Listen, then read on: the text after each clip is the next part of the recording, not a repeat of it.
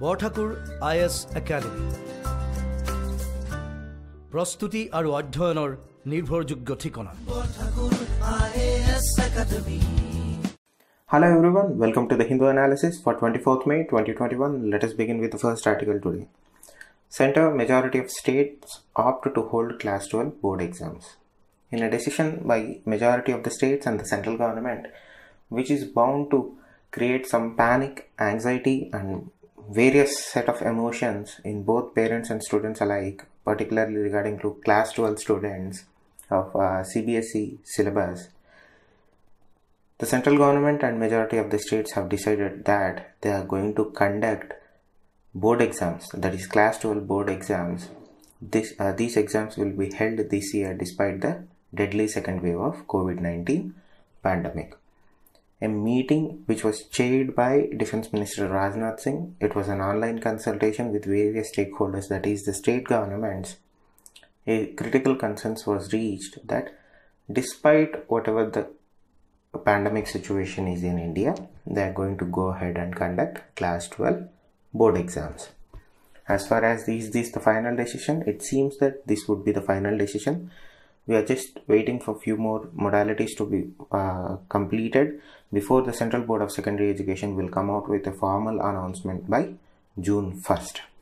Now, a vocal section of students, parents and various civil society organizations that work in tandem with governments in various states have also clearly opposed this move from the respective state governments and the central government.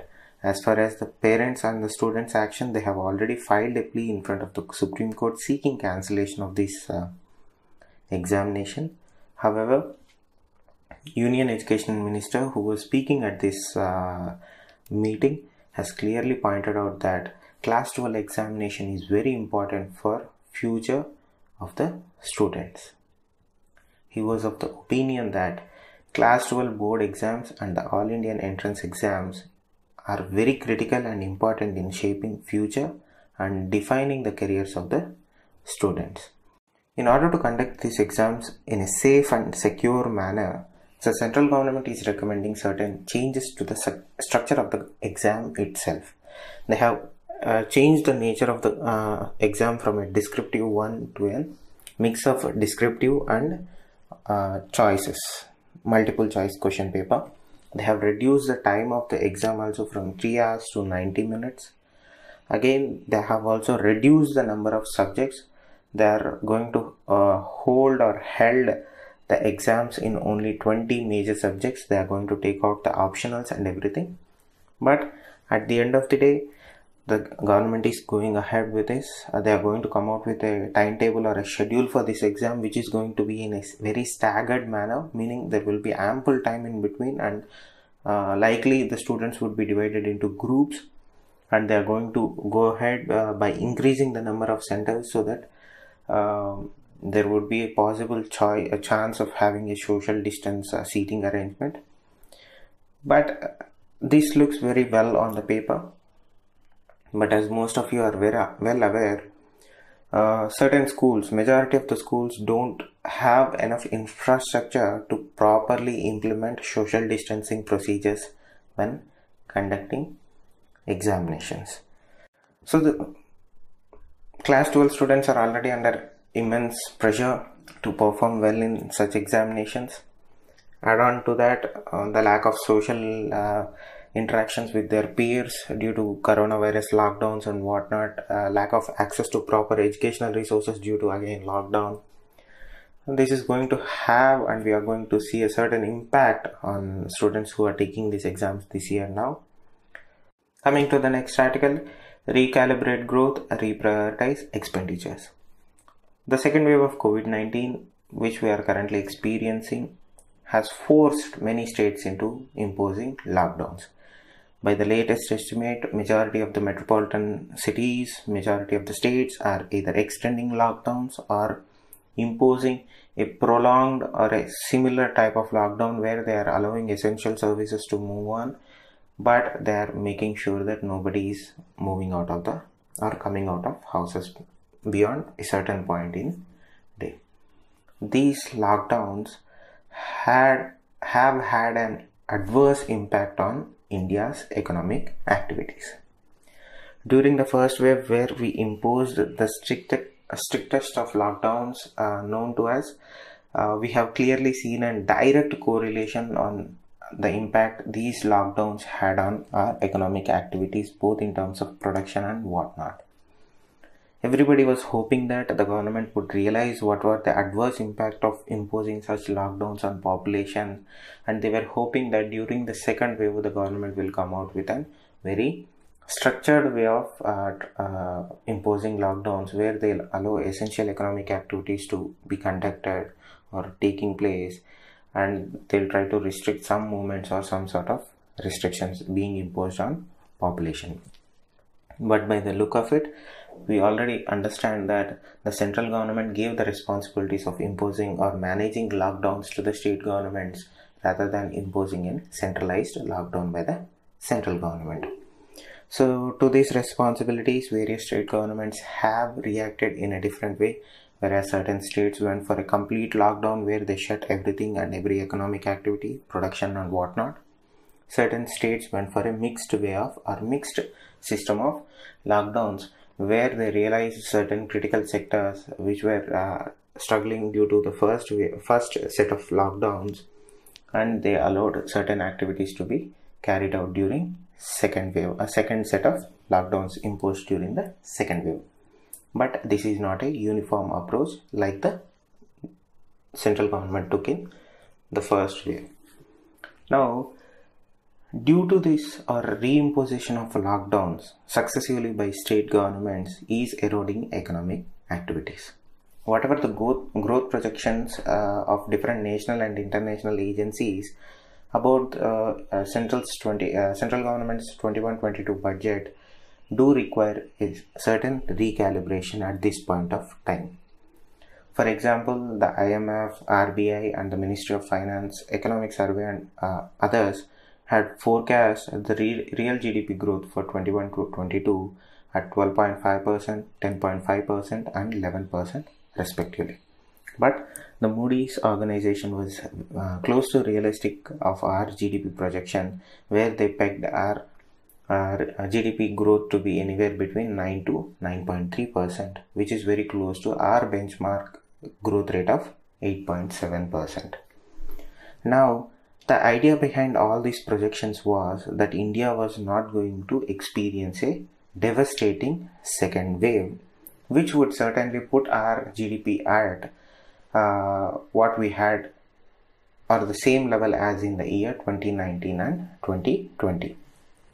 But that was not the case, because we are experiencing a severe second wave on par from the first wave. Now, as I said earlier, this level of growth may be achieved based on the assumption that economy would normalize, but that did not. We were hoping that in the second half of the fiscal year, there wouldn't be any more lockdowns. There is going to be multiple stimulus packages that were supposed to be announced by the central government to help the industry pull out of this economic recession. And by the end of the year or earlier than that, we were going to see a growth rate which might be higher than what we were anticipating or projecting. But sooner or later, the second wave hit us and lockdowns were reimposed. Now, because of this prolonged lockdown, not only that we are going to see a fall in the real GDP for the current year, but we are also going to see a crippling effect on the GDP numbers that we assumed in the budget also, because this is going to have a far-reaching impact on our physical aggregates that the central government projected in their central budget. Now, what is the direct impact of this? This will certainly lead to a lower of tax and non-tax revenues. Again, this will directly impact the fiscal deficit as compared to the budgeted magnitudes. Now, the assumed buoyancy of the central government taxes or GTR was 1.2%. Before going into that, let us understand what is buoyancy in taxation means. Tax buoyancy is an indicator to measure the efficiency and responsiveness of revenue mobilization in response to growth in GDP or national income. A tax is said to be buoyant if the tax revenues increase more than proportionately in response to rise in national income or national output. So this would have worked, whatever the GTR that the central government was hoping for, which was 1.2% in their budget, would have certainly been reached if we saw an increase in national income or national output. But due to the reimposition of lockdowns and various other factors, the GTR that the government was hoping for, we are not going to see that 1.2% or 1.2 points here. So what are the factors that will affect the fiscal deficit estimate? First, there would be a change in the budgeted nominal GDP growth. Second, there would be a shortfall in receipts of tax, non-tax and non-debt sources. So these two events put together, these two factors put together will lead to a slippage of fiscal deficit. The question is whether it will or it may or may not, but in reality it will definitely lead to slippage of fiscal deficit until and unless the government comes out with a stimulus package that is not expected by economic observers or the industry itself, which at this point of time looks unlikely. So what is the solution to come out of this fiscal deficit situation that India is staring at? One, the second wave of novel coronavirus has put a spotlight on India's serious undercapacity in health infrastructure. For the past few days, our point of discussion has been that one of the major outcomes of this second wave of coronavirus was how underprepared and how lackluster our health infrastructure has been. Now, all the data that we have right now points out that India is going to experience a third wave also. It is up to us now to decide whether this third wave will have the same impact as the second wave, or are we going to do something about it. So since we know for a fact that India is going to have a third wave, because the reality is such like that, we need to ramp up health and related infrastructure by enhancing the number of hospitals, hospital beds, sources of oxygen suppliers, and manufacturing of COVID-19 vaccines and drugs, both therapeutics and other drugs like that. Now, here we have a scope to at least have create some sort of cushion into our fiscal deficit or our central's budget. What should the central government do, or what should the state governments do here? So now, since we know for a fact that there is going to be a third wave, it is time for us to invest in large number or large percentage into our health infrastructure. Now, construction activities are always a good way to kickstart economic activity in any country. Now, we have to direct that construction activity towards health sector will have high multipliers, meaning in a single go we are going to help in restarting the economy, at the same time addressing our current deficiencies in our health sector. There may also be higher expenditure on introducing a larger workforce of doctors, nurses and paramedics and other hospital related administrative staff. Furthermore, strong support is needed for vulnerable groups of society, including migrant labor and rural and urban unemployed population. So, whatever the deficit that we are staring at here right now, the solution is in coming up with an innovative plan to kickstart or restart the economy, all while targeting one specific sector, that is healthcare sector. The need of the hour is to augment our very weak and tired healthcare sector with additional reinforcements, and this particular directed stimulus towards healthcare sector will have high multipliers. Coming to the next article, the many benefits of an eco tax. So the concept of an eco-tax is not new. Various European countries, in certain cases various American cities, are imposing eco-tax on both its citizens and their industries. Particularly, the World Health Organization provides data on the percentage of total population where the household expenditure on health was greater than 10% and 20%, in particular regarding to India, according to 2011 data that they have. When you observe that data, we can clearly see that as far as health expenditure about 10% is concerned, 17.3% of the population in India made out of pocket expenditures on health. This we discussed in an earlier article also, where the highest stress on any family during a health crisis is not due to their inability to access medication, but it falls or comes down to the point where they have to spend more money out of pocket to meet their health needs. That was one of the ways that the government can address the current crisis, where they take out the stress of out-of-pocket expenditure from the vulnerable population of our country. Now, according to Economic Survey of India, it has outlined the fact that there has to be an increase in public spending from 1% to 2.5 to 3% of GDP, as the National Health Policy of 2017 dictates, to decrease out-of-pocket expenditure from 65 to 30% of overall healthcare expenses. Look at that number. Let us say a family is experiencing a healthcare crisis where one of the family members is critically ill and they need critical treatment in order for them to be survived.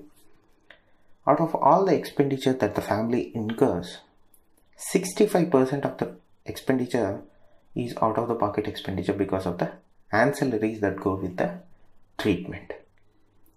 Various policies, where various central government and state government policies do not cover this 65% aspect of their healthcare expenditure. So despite the person getting the treatment at a free of cost in various private and government hospitals, the family still is at the risk of moving into poverty, because whatever these programs are targeted at the treatment of the patient, but not at the expenditures surrounding the treatment. So this causes a lot of concern in terms of overall financial health of the family. According to a recent statistic, India was successfully able to bring certain percentage of the population below poverty line into above poverty line social groups. But this pandemic has forced the population which recently moved out of poverty or below poverty line due to various central government and state government policies is again at the risk of falling back below poverty line, which doesn't bode well for India. So at this juncture, we are at a critical stage. As I said earlier, as we discussed in the earlier article, we are at a critical stage where we have to realign and reimagine our financial and economic policies. Now, fiscal reforms for managing the environment are an important aspect, and here there is a greater potential for India to tap this particular resource of fiscal or financial reform. Now, environmental fiscal reforms are a great potential for revenue generation at this point of time in India's growth. But though India is exploring all the aspects regarding to these policies, there is no concrete blueprint as to when we are going to integrate eco-tax idea into Indian fiscal policy.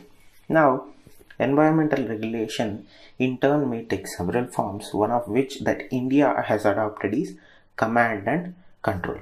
Command and control is nothing but a mandated level of performance that is enforced through a piece of legislation. For example, we are setting limits on the volume of wood that can be harvested from a forest, and we are also banning on cutting trees, and we are also allowing maximum levels of legally allowed pollution emission from factories. This is what command and control structure means, which India has adopted widely. So we have been seeing certain results because of this approach, but it is high time for us to shift from that model of command and control and turn it into a possibility where we integrate the economic tax concept into our GDP and our overall growth rate also. The second thing would be economic planning or urban planning. The third would be the environmental tax or eco tax, in tandem with subsidies and cap and trade initiatives. Now in India, will the concept of eco tax will be successful? The answer lies in the fact how you are going to structure it, how well your eco tax structure is planned and designed, how transparent it is, how predictable it is, and how credible it is.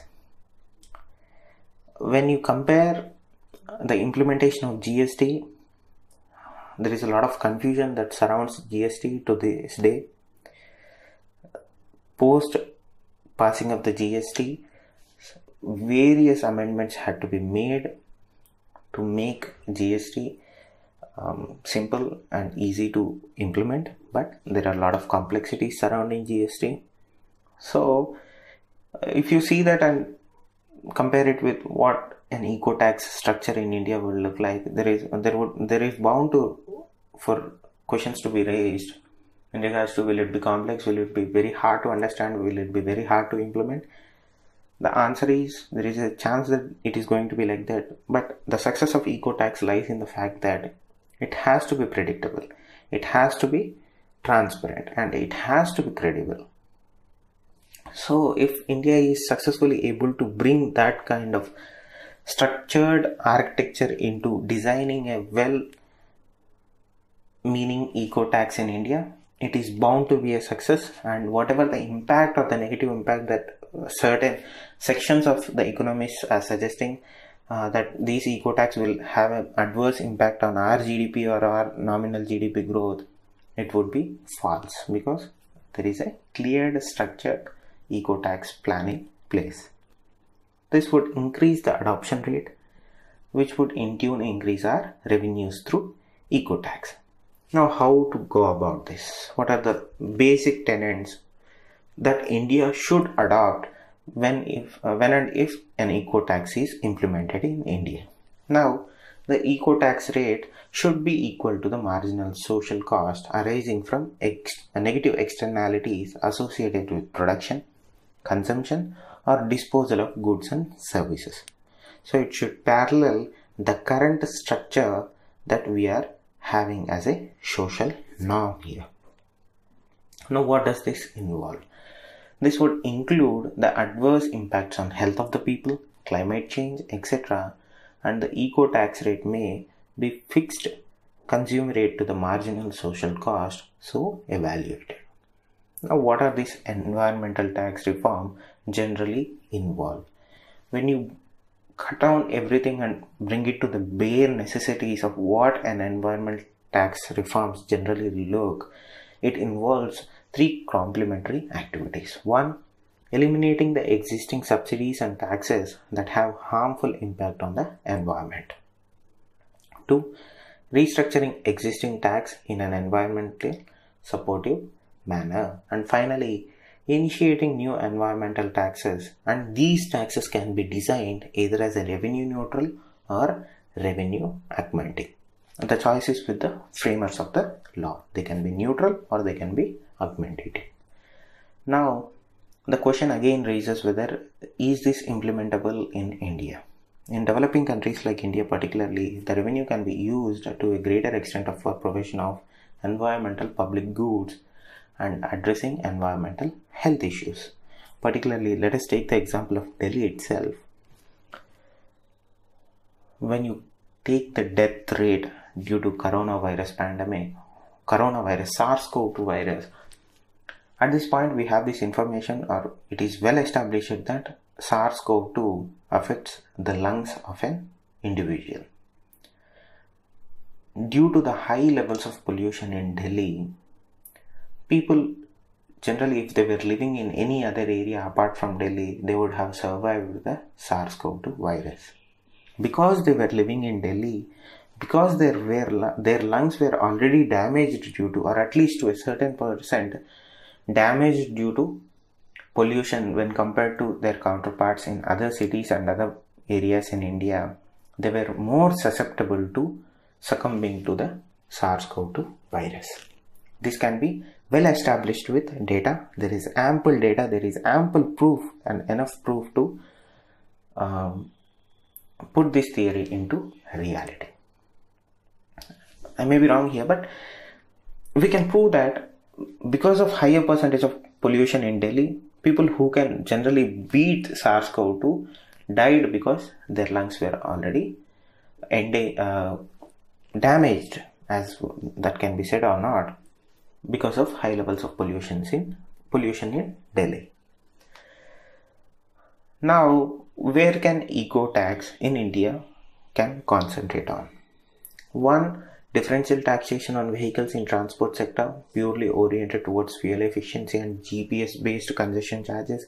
So the idea of congestion charges is to pay an eco tax in order to use or take your vehicle into an eco congestion zone. This has been implemented in various cities around the world, particularly the famous example for the congestion charges is London, where if you want to take your car into the central London area, you have to pay anywhere between 5 to 10 pounds to use the roads, to use your car in that zone for 8 to 12 hours. So this is a novel idea.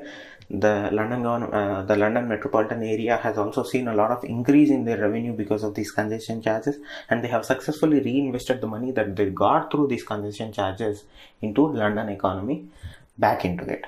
So this is, though looks like a novel idea, but it has been widely implemented and successful in various European countries. Now the second thing is, in the energy sector, by taxing fuels which feed into energy generation, and 3, waste generation and use of natural resources. These 3 are easy to implement, can be implemented in India, and that too at larger scale. Due to the size and sheer number of population or percentage of population in India, whenever you try to bring in a new idea into India, the question rises, can it be scalable to the level of Indian population? But look at these 3 main areas where we can focus eco taxes.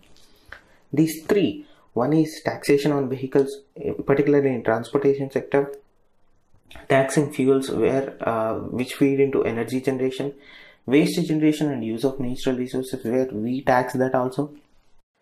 These 3 things are doable in India, and that too at large scale. All this needs is an structured architecture of the eco tax law, eco tax system, a transparent, credible and implementable, easy to understand taxation architecture that again falls on the shoulders of the framers of that law. Now, there is also need to integrate environmental taxes into goods and service tax framework. Since GST is already in existence, it makes sense to formulate a law that will integrate into already existing taxation framework in India. GST at the look of it might not look like a success, but if it had more centralized structure rather than this confusing development of slabs, that it went through a process where they had to take out a lot of confusion in pertaining to the slab system and whatnot, is already at a good point of time in its development phase or implementation phase where people are comfortable using it. It makes sense to impose or attach these eco tax concept into already existing goods and services tax framework. Now, what are the benefits of implementing such an environmental tax in India? It will have primarily 3 broad benefits, one being fiscal, second being environmental, and third, poverty reduction. Since this is an inclusive economic policy, it is bound to have a good impact on these people. So what are the benefits of implementing such environmental tax concept in India? According to the authors of this article, it will have three broad benefits. One, physical, environmental, and poverty reduction. Now, environmental regulations may have significant costs on private sector, which indirectly will certainly slow their production capacity and their productivity growth, and this will directly result in having high cost of compliance. Again, due to these two things, where the private sector is experiencing two: one, slow productivity growth, high cost of compliance because new laws are being brought in which are more environmentally friendly, which are costly in reality. So there is an increase in cost from the point of view of the private sector, the producer or the industry. Now this will directly result in increase, not possible increase. We will certainly see that prices of goods and services go up. That is what has happened in European countries. Due to this implementation of economic laws or economic tax laws, as such we call this, in European countries where they imposed these laws and they brought up these laws, immediately the consumers saw an increase in price of goods and services. So again, the reality of India sets in here. Will the population of India will accept a sudden increase in the price of goods and services? Is the Indian government in a place or a capacity to support this sudden increase in price of goods and services? Again, this puts a question mark into, is the eco tax concept possible in India or not? But when you again compare with the European counterparts here, though they saw an increase in the prices of goods and services due to implementation of such laws, whatever the increase that they had seen was worth it in terms of the revenue that they got back from such implementation of these laws. Again, which they can reinvest in the benefit of the population. Now the question arises whether it is the right time for India to adopt these environmental physical reforms or not. It looks like from whatever that we are experiencing due to coronavirus pandemic or SARS-CoV-2, this is the right time for India to adopt these environmental physical reforms, as they will reduce environmental pollution and also generate additional resources for financing the healthcare sector. And not only that, there is a greater chance for bringing people out of poverty, which should be more than enough to implement such laws. If there is a shred of evidence that these laws are going to help bring people out of poverty, the government should explore this vigorously and try to bring about the necessary changes to implement such laws, because at the end of the day, it is the responsibility of the government to help or alleviate people who are suffering.